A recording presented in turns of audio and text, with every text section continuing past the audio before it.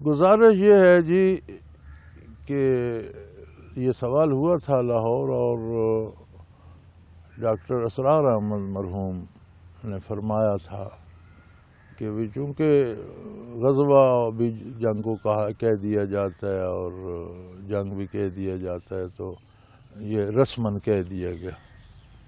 تو میں نے عرض کی تھی کہ ڈاکٹر صاحب ایسا نہیں ہے، یہ حضور نے فرمایا ہے.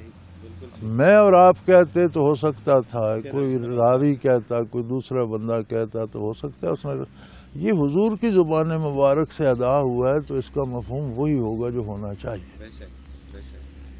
تو میری رائے میں غزوۃ الہند کے مجاہدین کو وہ توجہ نصیب ہوگی نبی کریم صلی اللہ علیہ وسلم کی جو حیات مبارکہ میں جس لشکر کی سربراہی فرماتے تھے اسے نصیب ہوتی. سبحان اللہ، سبحان اللہ، سبحان اللہ. بے شک، بے شک. اس لیے اسے غزوہ کہا گیا ہے. بالکل صحیح، بالکل صحیح.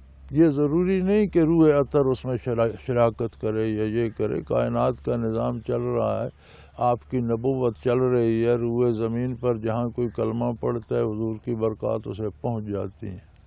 صحیح. نبوت تو آپ ہی کی چل رہی ہے نا. بے شک، بے شک. تو روح زمین پر جہاں تک انسانیت ہے برکات پہنچ رہی ہیں، تو غزوۃ الہند کے مجاہدین کو بھی برکات پہنچیں گی انشاءاللہ. اور ایک بڑی عجیب بات چلو آپ کے پروگرام میں کہہ دیں، غزوۃ الہند کی بنیاد رکھ دی گئی ہے. رکھ دی گئی ہے. صحیح، صحیح. اور یہ یعنی پہلے تو یہ صرف خبر تھی نا آج تک، ٹھیک ہے، کہ ایسا ہوگا. صحیح. اب میری معلومات کے مطابق غزوۃ الہند کی بنیاد رکھ دی گئی ہے. وہ بنیادی اینٹ کون ہے اللہ بہتر جانتا. سبحان اللہ، سبحان اللہ.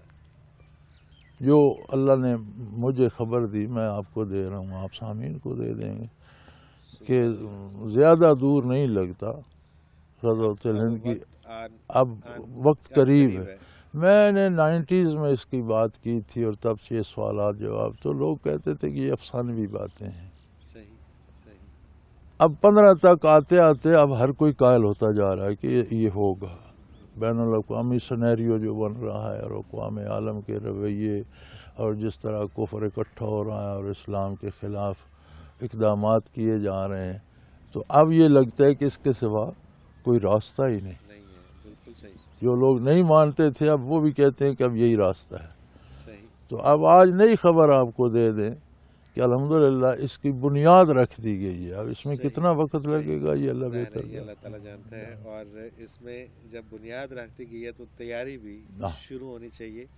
اور پھر تیاری اس میں جیسا کہ آپ نے اشارہ فرمایا کہ اس میں جو مجاہدین ہوں گے ان کو حضور نبی اکرم اب بلا حساب کتاب جنتی ہوں گے، بلا حساب کتاب. جو شہید ہو گئے وہ بھی، جو غازی رہے وہ بھی. سبحان اللہ، سبحان اللہ. یہ ایسا طبقہ ہوگا کہ جس سے پوچھا نہیں جائے.